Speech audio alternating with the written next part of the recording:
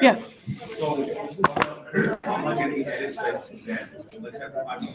Yeah, I'm going to distribute them across the two, the unit exam 2 and the final. And so I'll do that after the final is taken.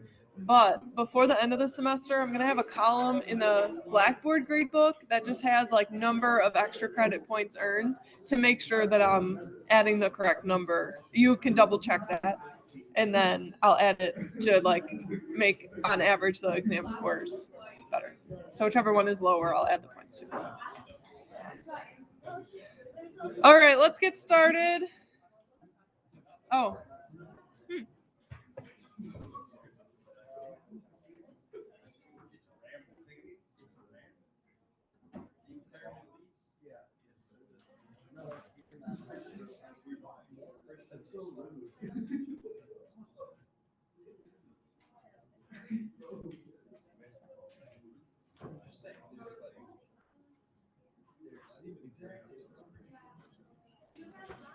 All right. Now let's get started. So your next to chief homework is posted and due on Monday. So that's the second part of chapter 8, electron configurations, orbital diagrams, things like that. And then the first part of chapter 9, which we'll get to on Friday. I have an office hour today at 2. So usually Wednesday is at 1, but today it has to be at 2. And then I'm adding another office hour tomorrow at 1:30. So that's also in my office upstairs, 1:30 to 2:20 p.m. Friday, we're starting chapter 9. That PowerPoint's already on Blackboard, so just make sure you're downloading or printing that to be ready for class on Friday. And then there will be one more PowerPoint. So chapter 9 is really short, and then there will be one more PowerPoint for next week as well. Then we'll be good to go. All right. At the end of class, well, really during class on Monday, we were working through electron configurations and drawing orbital diagrams. One thing that we discussed was that if you have an unfilled orbital, the most stable configuration for drawing an orbital diagram involves having one electron per orbital if there are equal energy orbitals within a subshell.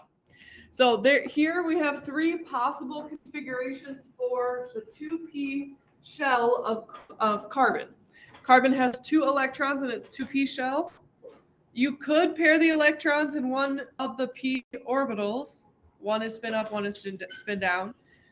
You could have one in one of the p orbitals and the other in another p orbital, both of them spin up.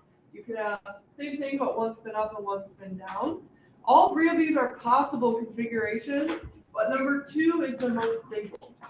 So electrons repel each other. They can be further away from each other, but equal energy, we're not increasing energy overall, then they will. So remember the p orbital, we have, or the p shell, we have 3 orbitals in different orientations. If you have 2 electrons, one will fill the orbital in one orientation and another will fill an orbital in a different orientation. Having them both spinning in the same direction is also more stable than having one spin up and one spin down. So ground state configuration for carbon, ground state meaning lowest energy, is this number 2. If you were to see configuration 1, this is a valid and allowed orbital diagram, but it's not the ground state orbital diagram. It's an excited state. So that atom, if this is the electron configuration, has higher energy than diagram 2, higher, and 3 also has higher energy than diagram 2. With that in mind, let's do this learning check. So we will write you will write the shorthand electron configuration for sulfur and draw the ground state orbital energy level diagram for valence electrons in sulfur. This one is in iClicker. So I believe the iClicker is just selecting the correct ground state configuration. So work on that and then do the orbital diagram.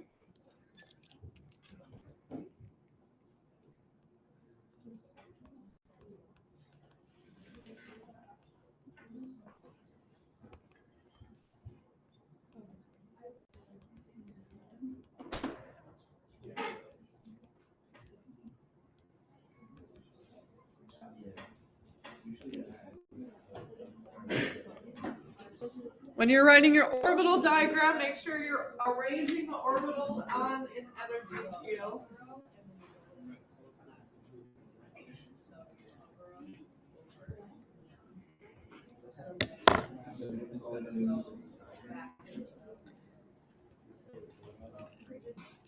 So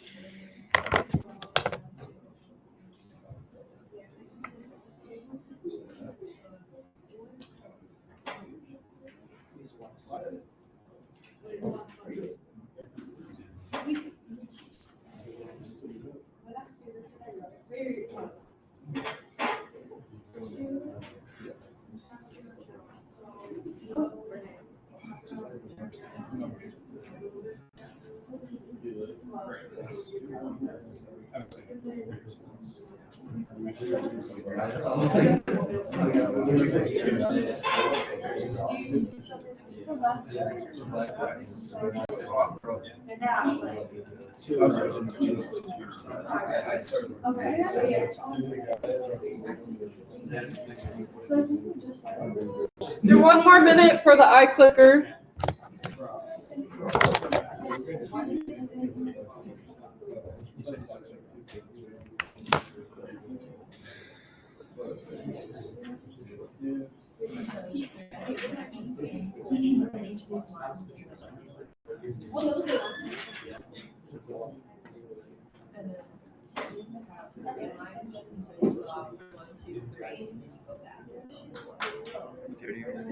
All right, I think this is everybody. I'll give you a few seconds in case I miscounted.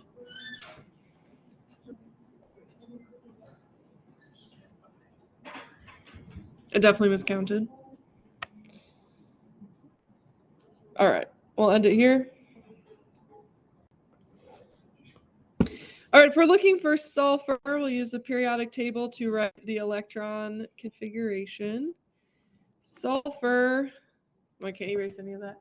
Sulfur is element 16, right next to chlorine and next to phosphorus.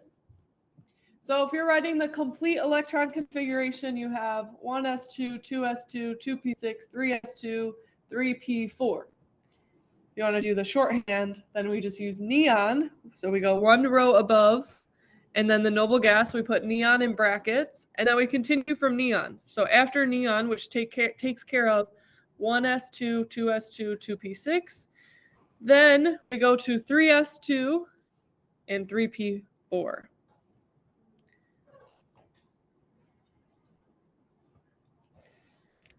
So we have neon,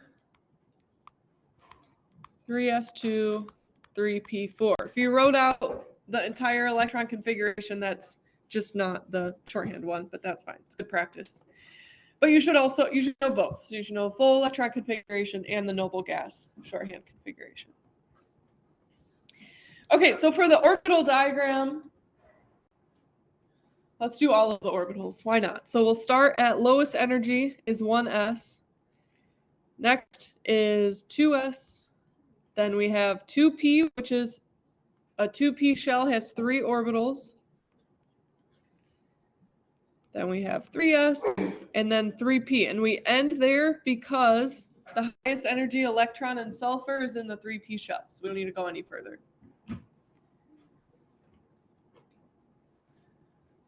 Neon, the atom neon, has a full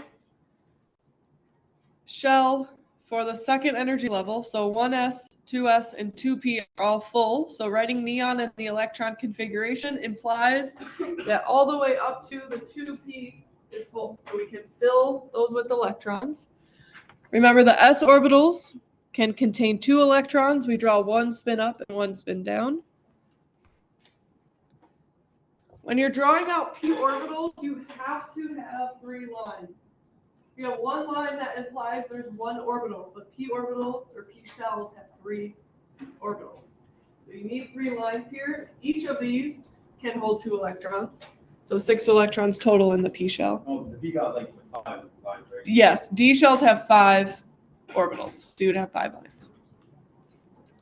And this is full, so in each of the 2p orbitals, we have 1 electron spin up, 1 electron spin down. And that's all the electrons that are represented by neon in brackets. So next we have 3s2, that's full as well. So we have 2 electrons in the 3s shell, 1 spin up, 1 spin down. And then now we have 4 electrons in the 3p shell. So this 3p shell is not full. Using Hund's rule, we put 1 electron in each of the 3p orbitals before adding the 4th electron. So 2 of your 3p orbitals have 1 electron in them, and then 1 of them has 2. The orbital that has 2 electrons has 1 spin up and 1 spin down. Right. This, what I've written up here, where I have filled 2 of the 3p orbitals, this is a higher energy state. This is not the ground state electron, or the ground state orbital energy level diagram. And usually we draw the ground state. So we draw lowest energy, and that's 1 per orbital of equal energy before doubling up. And that's the what? Sorry, what did you say? Hund's rule, yeah. Other questions about this?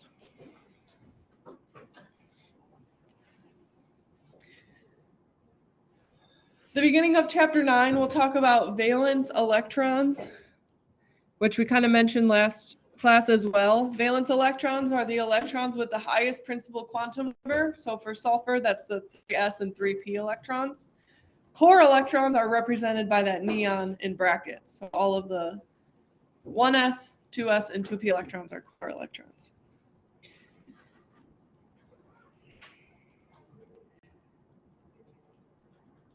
Okay.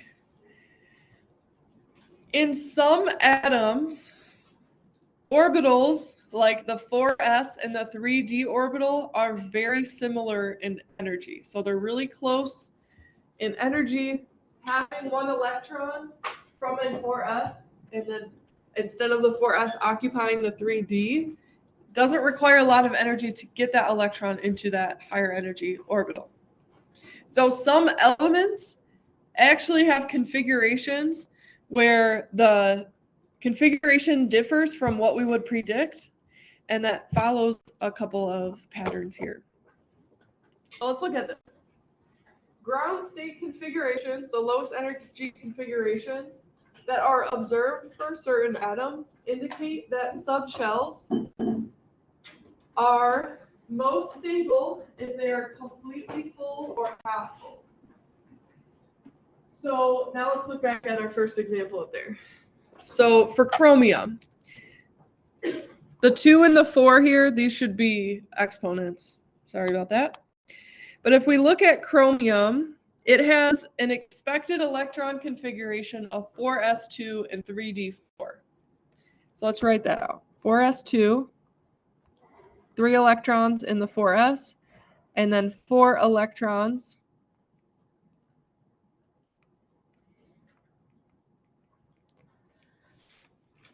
in the 3d shell.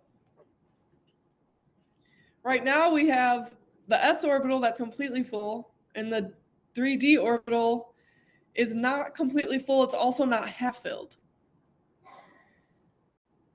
So for chromium, what's more stable and what's observed experimentally, so experimental means experimentally, someone analyzed a chromium atom and observed that there is one electron in the 4s shell.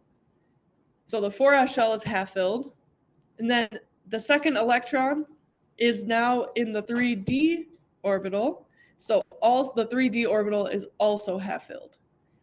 So instead of having one completely full and the 3D is not half full or completely full, we can have both the 4s and the 3D half filled, and that is more stable. So having completely full and half full is more stable. So that's observed for chromium because it's one electron away from having a half filled D shell.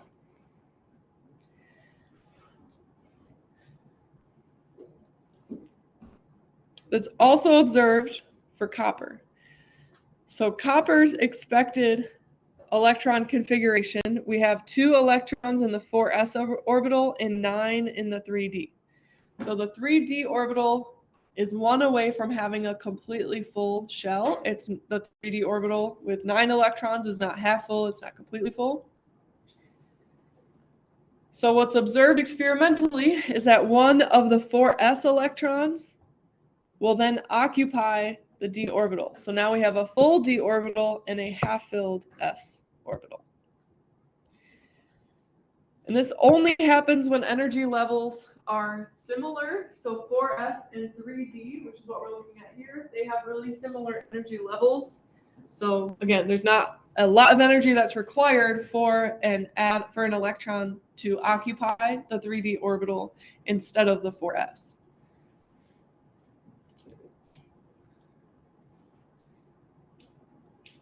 Okay. Here we have a table to summarize orbitals that are similar in energy. So the first row we talked about, 4s and 3d. Also 5s and 4d, so just one row below, those are similar energies. And then going down another row, 6s and 5d, these are similar, which are also similar to 4f. And then 6d and 5f are similar as well. Now, we'll be mostly looking at the 4th row of the periodic table, the 5th row of the periodic table. And on this next slide, we have some ground state configurations that are exceptions to the rule, that are the ones that we'll really be talking about in Gen Chem. The others that we have exceptions for, we don't really predict with what we know so far in our class. So chromium and molybdenum, and then copper, silver, and gold. So let's look at the periodic table.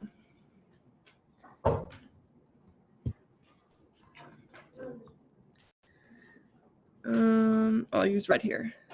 So chromium and molybdenum, elements 24 and 42.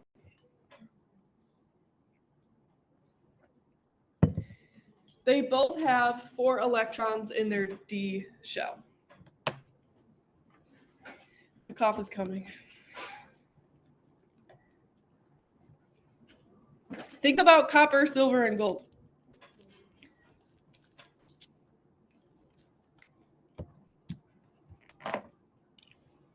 And why those are an exception. Explain it to your neighbor.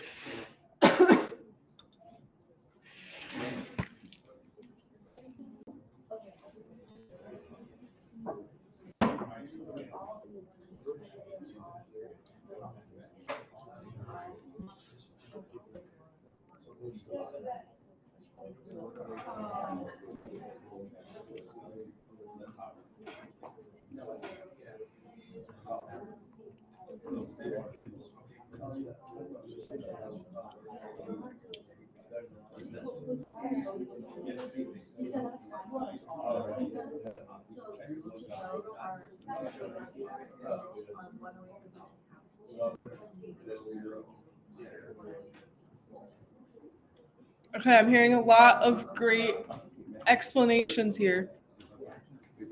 So chromium and molybdenum, they have 4 d electrons, so they're 1 electron away in the d shell from having a half-filled d shell. So they will take an s electron, so that they will have a half-filled s shell and a half-filled d shell.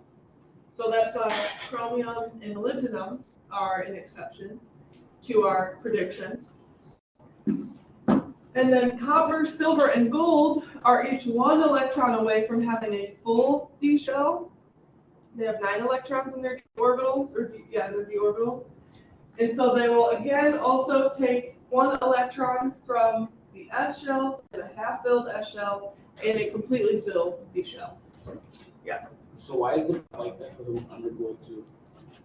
Because so things get complicated when we get lower in the periodic table. We also now are involving the g orbital. That's a good question. I don't have a good explanation for you.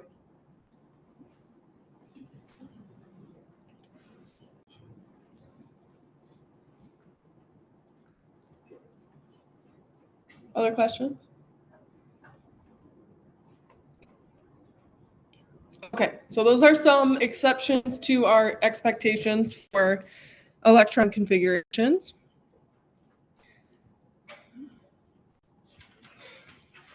Now, if we have an ion, we have an anion, negatively charged ion, the atom has gained an electron. So we can reflect that in its electron configuration as 1 extra electron. If we have a cation, it has lost an electron, so it has 1 fewer electron. So we use the same procedure to write the electron configurations, but we adjust the number of electrons based on the charge. So an anion has 1 additional electron.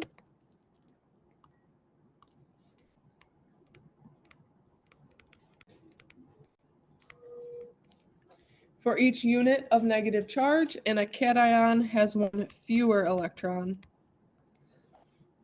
for each unit of positive charge. So remember, electrons carry negative charge, so if you lose an electron, the atom becomes more positive. So here's an example. We'll do the electron configuration for fluorine, and fluorine with a -1 charge, the common anion that we've seen so far. Fluorine's in, if you look at your periodic table, second period, second to last atom in that period. So its electron configuration is 1s2, 2s2, 2p5. F- has 1 additional electron, so its electron configuration is 1s2, 2s2, 2p6.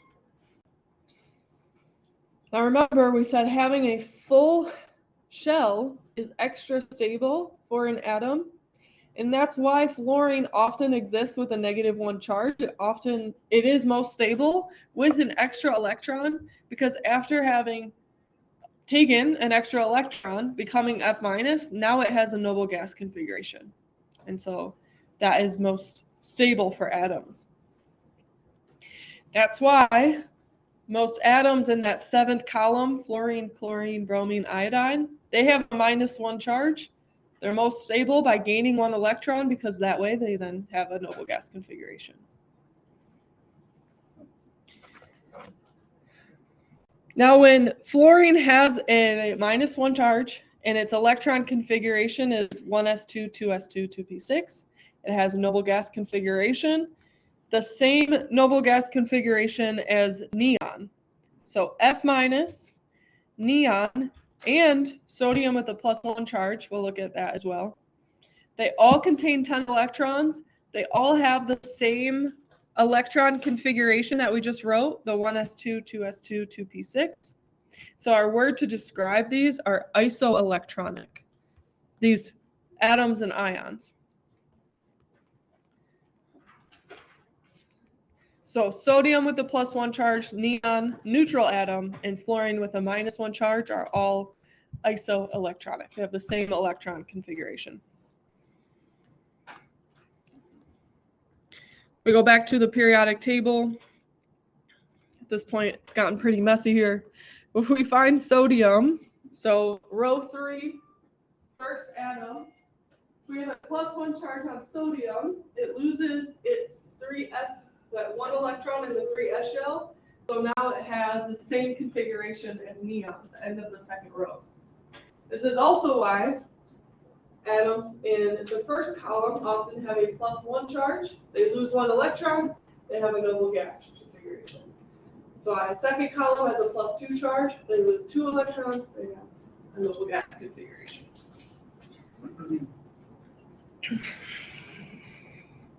Okay, any questions on that or what we've covered so far?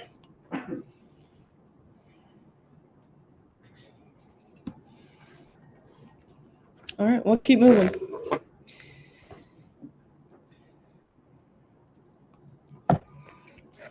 Transition metal cations have slightly different energy levels of their shells. So that's what we'll talk about on the next couple of slides. So for an atom, not an ion, so neutral charged atom, the N, whatever that principal quantum number, the s orbital is more stable than the d orbital. So we write 4s before we write 3d. But for cations, the n-1, so 1 lower principal quantum number, d orbital is more stable than the s. And this is only for transition metal cations. So positive, a metal in the transition metal block, in the d block, that has a positive charge. So if you have a metal that's a transition metal that has a positive charge, its valence electrons occupy the d orbital, which will end up being the n-1 d orbital.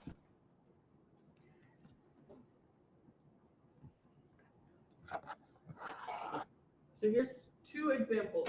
First, we have vanadium as an atom doesn't have a charge. The 4s, n is 4 here. The 4s orbital is more stable than the 3d. So the n is 4, n-1 is 3. 4s orbital is more stable than the 3d orbital. So we would fill this before we start filling the 3d. So this is what we would typically write for all of our atoms. But when we have a transition metal cation, its 3d orbital is now more stable than the 4s. So its electrons, its valence electrons, well, the iron 3+ cation has 5 valence electrons. These will occupy the 3d orbital before occupying the 4s. So this is a change we observe for metal cations, positively charged metals. So does it like change like how which one has more energy? So like in the cation one with the 3D has less energy? Yes, exactly. Yeah, the 3D is lower energy than the 4s. So that's why we occupy electrons in the 3d orbital before the 4s. So these are on energy scales here.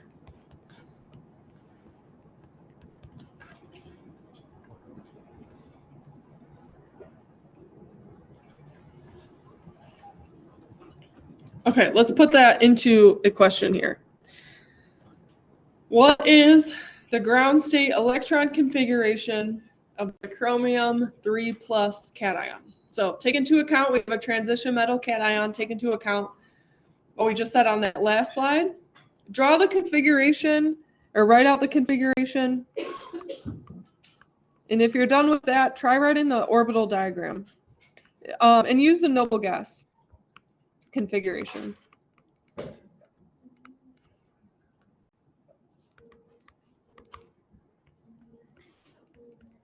When you draw the orbital diagram, you can just use the valence electrons, so after the noble gas.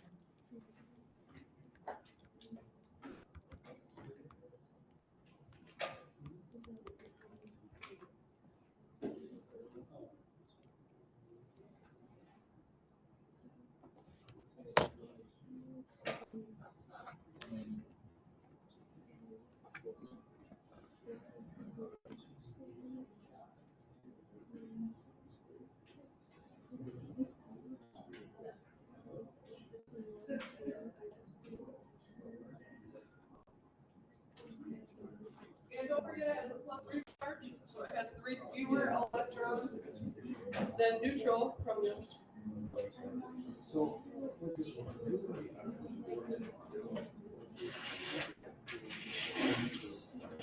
You just do the three. Well, you do the three first one.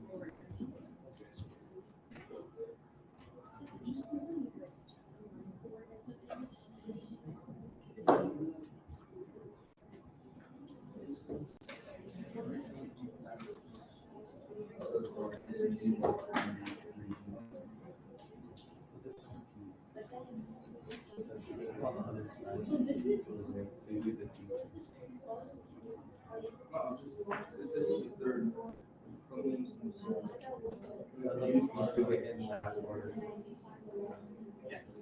Yeah, that's where you skip that.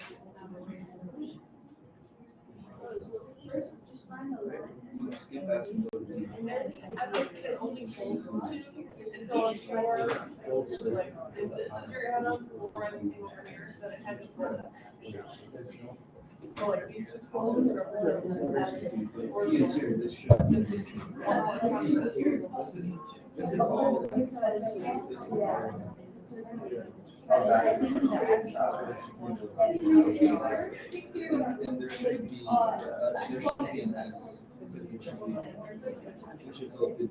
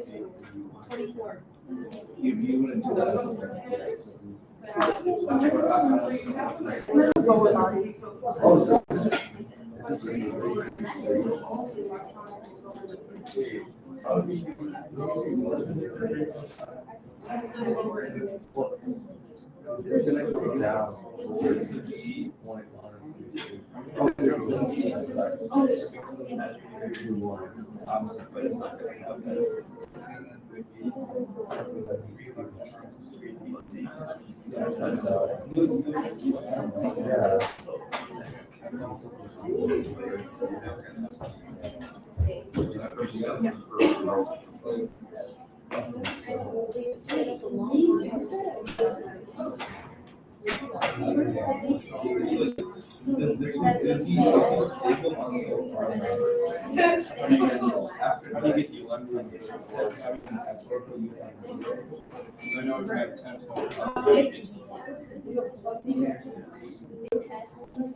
Yeah,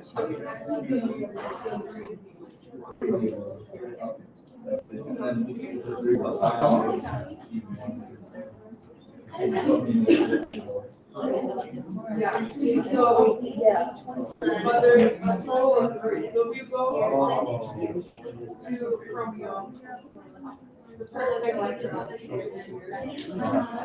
We still have three, but these two are not. Oh, I was so confused. All right, so it was like three. That is all.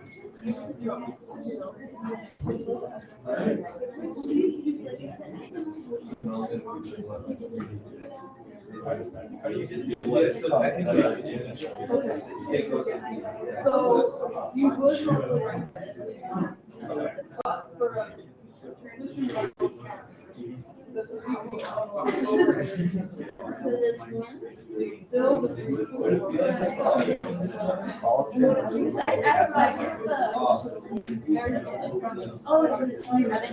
If it was like a normal, like,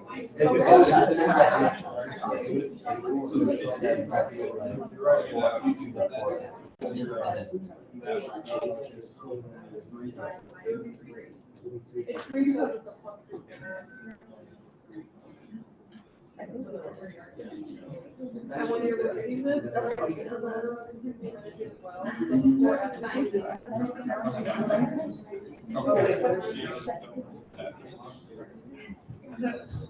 All right, let's go through this one.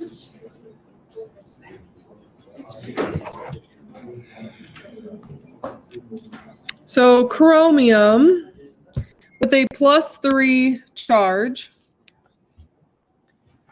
So chromium would typically have, if it's neutral, 4 electrons in its d orbital. But we have a +3 charge, so it has 3 fewer electrons. That would give it a similar electron configuration to scandium, Sc right there. So we take away 3 electrons. But either way, we use the same noble gas. So we have chromium, you go up a row, all the way to the right, that is argon. So we have argon, I'll just write it over here, 3+. We have argon. Without using the cation rule, we would then write 4s2 3d1. So neutral chromium would have 4 electrons in its d orbital. It's +3, so we've taken away 3 high energy electrons, so we have 1 in its d orbital. But for transition metal cation, the 3d orbital is lower energy than the 4s. So we put valence electrons in the 3d before we're adding any to the 4s. So the correct configuration is argon. Then we write 3d. We have 1 electron in the d orbital, 2 in the s. All 3 of them end up in the d orbital when we rearrange according to proper energy levels, because the 3d orbital is lower energy than the 4s for a cation, so all valence electrons will go to that lower energy orbital, the 3d orbital, before any occupy the 4s. So let me go back to our slide here. Not that one.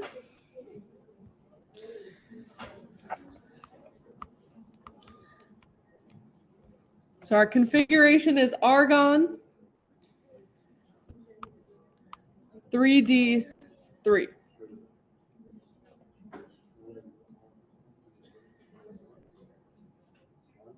Remember, 3d orbital for a cation's lower energy than the 4s. So we put valence electrons in 3d before the 4s. So if we're drawing the orbital diagram, we'll draw 3d. D shells have 5 orbitals, so you need 5 lines here. So this is 3d. For chromium cation, the 4s is higher energy than the 3d. It's not a lot higher in energy. I'm emphasizing it in this diagram here. They're pretty similar in energy, but the 4s is higher. So once we have the argon configuration, we have 3 more valence electrons, and they go in the 3d orbital. Yeah, go ahead. So chromium as a neutral atom is an exception, but as a cation, we follow this rule.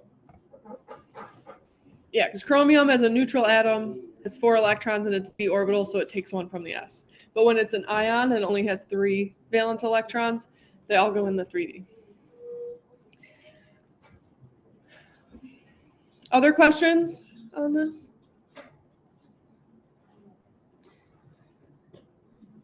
Okay, so we've talked about all the rules so far that's on this page. This summarizes everything. So when we're writing an electron configuration, you can start by counting up at the total number of electrons. If you have a cation, you take away electrons. If you have an anion, you add electrons. We fill orbitals to reach the nearest noble gas that is 1 row above the atom that you're drawing the electron configuration for. So the noble gas with the smaller atomic number, we can write that noble gas in brackets if we're doing the noble gas configuration. And then we add remaining electrons to fill the next highest orbitals according to Hund's rule. So we fill orbitals of equal energy before doubling up. We put 1 electron in orbitals of equal energy before doubling up. If we have a neutral atom, so not a cation, we place electrons in the s orbital before the d orbital in the same row, so the 4s before the 3d or the 5s before the 4d. But for cations, we place electrons in that d orbital before the s. So that's what we did on that last slide. So is it like every cation or is it just a transition? It is every cation, but the transitions are special because their valence electrons are then in the d shell. So that's why we focus on the transition metals. And then we look for near degenerate exceptions. This means near equal energy exceptions. And then we correct the configuration if needed. So this is if we have a almost half filled d orbital, we'll move an electron from the s. Or if we have an almost full d orbital, we also take an electron from the s.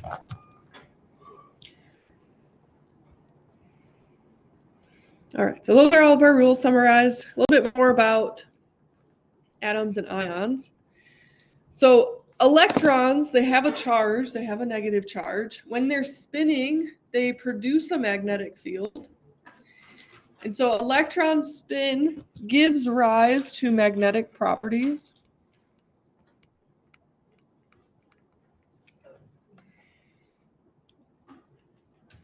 If you have, for example, an s orbital, we'll just say this is 2s.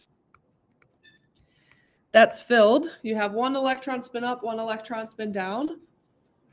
One has a plus 1/2 spin, the other has a minus 1/2 spin. Those spins cancel out. But if you have a half-filled orbital, I'll just go higher in energy level. We'll say 2p here. Say we have 2 electrons in the 2p orbital. Well, now we have 2 electrons that are spin up. There's no spin down electrons to cancel out the spin up. And so when we have unpaired electrons in an atom, we say that that atom is paramagnetic.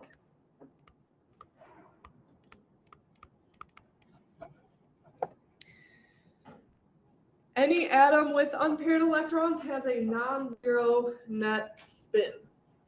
So here we have in the 2p one example that I provided, we have 2 spin up electrons, so the net spin is not 0, it's plus 1. These atoms or ions are attracted by magnets. So paramagnetic atoms or ions are attracted by magnets. So when we have unpaired electrons, they're paramagnetic, attracted by magnets.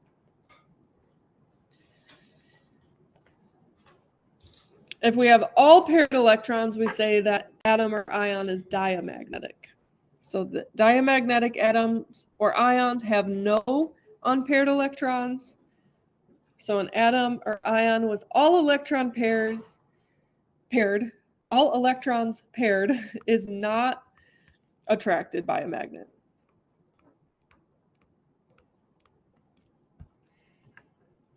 So again, if an orbital is completely filled, we'll look at, I'll just redraw 2s filled. We'll say 2p in this example is also filled. We have, in this diagram, we have 4 electrons that are spin up, 4 electrons that are spin down. So all of these spins cancel out, so the net spin is 0. So diamagnetic atoms are not attracted to a magnet.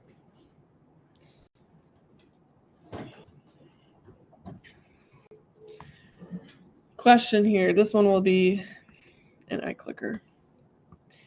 We have 3 species here, fluorine with a -1 charge, zinc with a +2 charge, and titanium as a neutral atom. The question is, which of these are paramagnetic?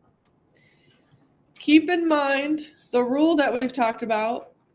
So if we have a negative charge, you add electron, positive charge, you take away electrons. If you have a cation, the d orbital is lower energy than the s orbital.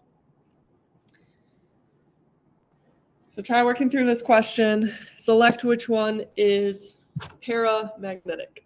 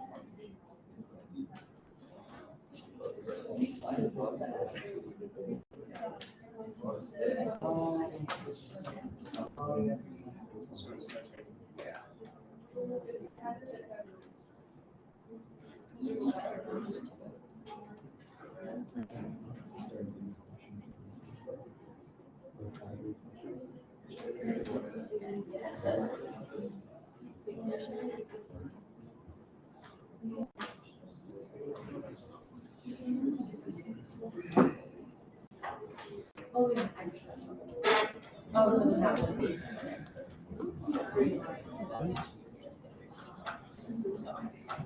Then yeah. No,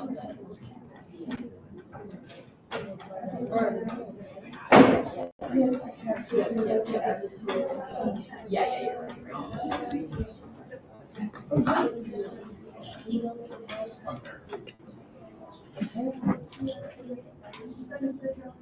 Another minute or two. No, you have to, because it would be.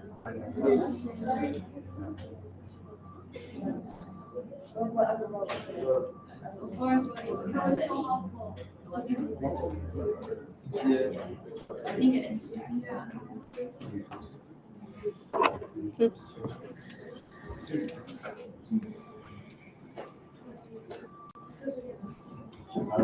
That's nice.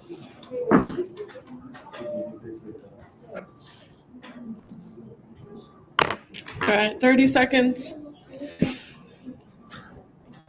Oh no, we have 2 minutes left. Okay. Yeah, 30 seconds.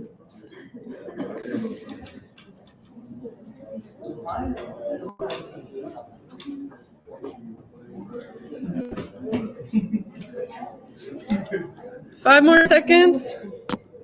Sure you get your answer submitted. Closing now. Okay, fluorine with the -1 charge has a full 1s shell, full 2s shell. Neutral fluorine has 5 electrons in its 2p shell. Fluorine with a -1 charge has 6. So that's a full p shell. This is not paramagnetic. Every electron is paired. In zinc, so zinc, going back to our periodic table, is the last atom in the d orbital, but we have a +2 charge, so it has an electron configuration similar to nickel. So that means it has 10 electrons in its valence shell, the 4s and 8 from the 3d. But we have a transition metal cation, so the 3d shell is lower energy than the 4s. So there are 10 valence electrons, all of them are in the 3d shell. So this has electron configuration of 3d10. We have a transition metal cation. So the d orbital is lower energy than the s. So all electrons in zinc with a +2 charge are paired. Titanium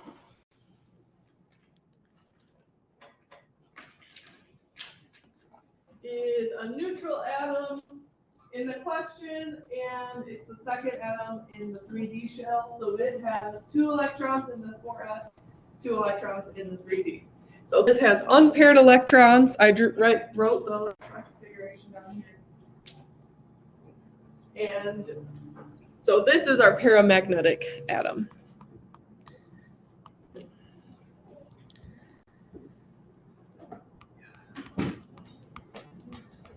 I'm going to quickly go through the next couple of slides. It'll take maybe a minute, but I really want to finish this unit. So titanium, this is our paramagnetic atom. We have unpaired 3D electrons. Most species are diamagnetic, so they do not have unpaired electrons.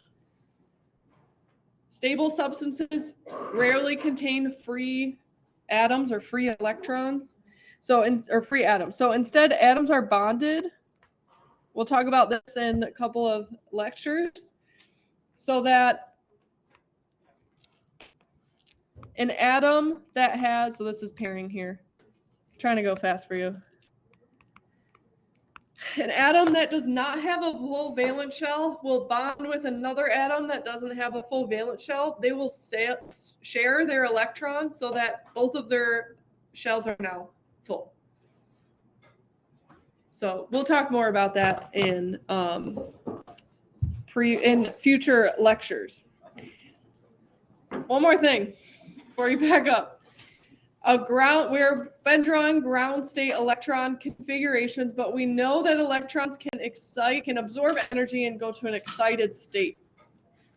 And so when an atom absorbs energy, it can reach an excited state.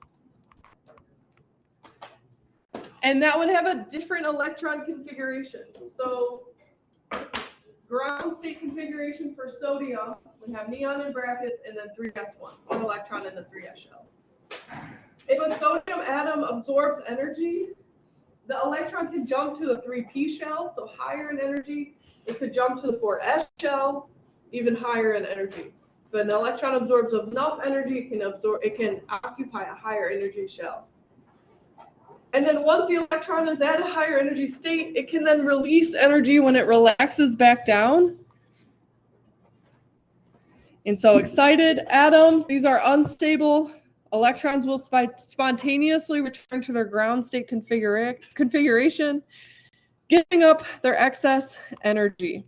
And this is how, well, this is used in a lot of different ways. This is how fireworks work. So when you have a firework, you light a fuse that will ignite gunpowder. The gunpowder shoots the firework up into the sky and ignites more fuses. Those fuses, once they're done burning, they ignite more gunpowder that's mixed with metals. The metals absorb energy from that explosion. Electrons excite to a higher energy level and then relax back down. When they relax back down, they release photons in the form of visible light. Different metals produce different colors. So that's how we get different colors in fireworks. Okay, we'll be done. Thank you for waiting. See you all Friday.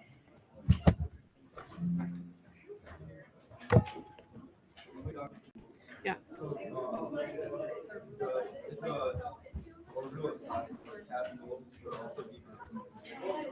Yes, it is. Yeah, because we still have unpaired electrons.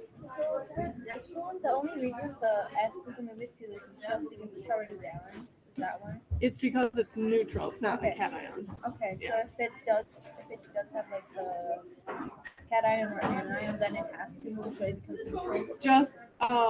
Just for cations. Okay. This is when we switch the 3D and up. Okay, so not for anions. Not for anions. Yeah. You're welcome. Bye. I'm sorry. No, that's okay. I just want to stop the recording real quick.